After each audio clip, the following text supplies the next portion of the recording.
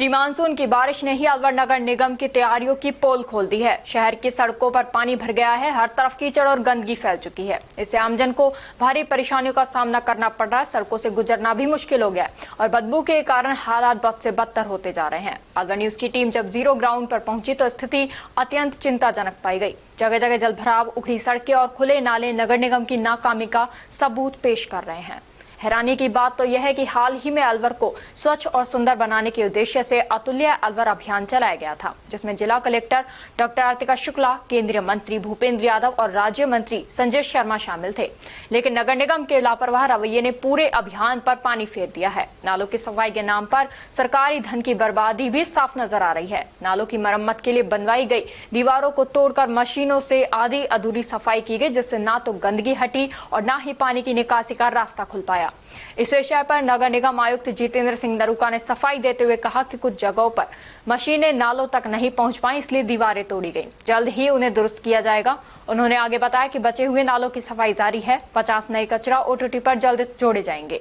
लेकिन जमीनी सच्चाई यह है कि नगर निगम की व्यवस्थाएं पहली ही बारिश में बिखर चुकी हैं। यदि समय रहते ठोस कदम नहीं उठाए गए तो आने वाले मानसून में हालात और भी भयावह हो सकते हैं। नालों की, छोटे बड़े नालों की सफाई की व्यवस्था को लेकर क्या इंतजाम किए गए हैं? नगर निगम के द्वारा कौन सी टीम लगाएगी? स्पेशल कौन से पुख्ता इंतजाम अभी तक? देखिए, मानसून पूर्व की तैयारियां हमने मार्च अप्रैल माह से ही प्रारंभ कर दी थी। शहर के जो भी बड़े मुख्य नाले हैं और छोटी नालियां हैं, उनकी नियमित रूप से सफाई करवाई जा रही। सफाई व्यवस्था में हमने शहर को 3 जोनों में बांटा हुआ है और वहां एक एक प्रभारी की नियुक्ति की हुई है। वो नियमित रूप से इसकी जांच कर रहे हैं। हम भी जो है प्रत्येक क्षेत्र में प्रतिदिन जो नालों की सफाई होती है उनके जियो टैग्ड, जिसमें डेट और टाइम का उल्लेख होता है, ऐसी फोटो मंगवा रहे हैं। साथ ही हम बिफोर और आफ्टर की कार्य से पहले किसी नाले की क्या स्थिति थी और कार्य होने के पश्चात क्या स्थिति है, इनके फोटो नियमित रूप से मंगवाते रहते हैं। इसके साथ ही मैं आमजन से भी आपके माध्यम से अनुरोध करना चाहूँगा कि वे अपना कचरा ऑटो टिपर में ही डालें, क्योंकि शहर में जो मुख्य रूप से कचरा नालों में होता है वो प्लास्टिक के ग्लास, प्लास्टिक की बोतलें और पॉलीथीन के कारण होता है, जो कि पर्यावरण के लिए हानिकारक है और बायोडिग्रेडेबल नहीं होता है वो। और दूसरा, हमारे पशु भी उसको खा लेते हैं और ये प्लास्टिक और पॉलीथीन जो क्या है कि नाले में अवरोध उत्पन्न करते हैं। उस अवरोध के कारण जल भराव की स्थितियां पैदा होती हैं।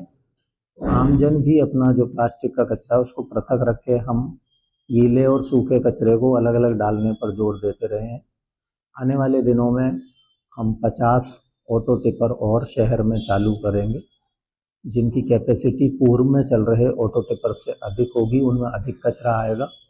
जिन वार्डों में अधिक ऑटो टिपर की आवश्यकता होगी, जहाँ जनसंख्या अधिक है, वहाँ 2-2 ऑटो टिपर भी चलाएंगे। तो वो कोशिश ये करें कि नियमित रूप से उसी में अपना कचरा डालें। और मानसून में जैसे अभी 1-2 बारिश हुई है और ऐसी स्थिति कहीं जल भराव की उत्पन्न होती है तो हमारी टीम सक्रिय हो जाती है तुरंत ही, और जो भी पानी आदि भरता है वहाँ पर आधे से 1 घंटे में हम सफाई करवाने का प्रयास करते हैं।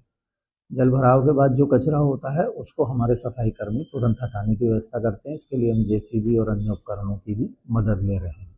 अभी हाल ही में 2 बारिश के बाद सड़कों पर देखिए, कुछ स्थान हैं जहाँ पर नियमित रूप से थोड़ी जल भराव की स्थिति होती है, वो ढलवा स्थान पर है।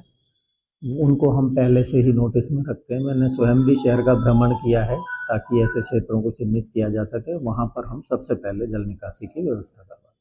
अतुल्य अलवर को लेकर जो नालों के चारों ओर दीवार लगाई गई थी, दीवारों को तोड़ के सफाई कर रहे हैं।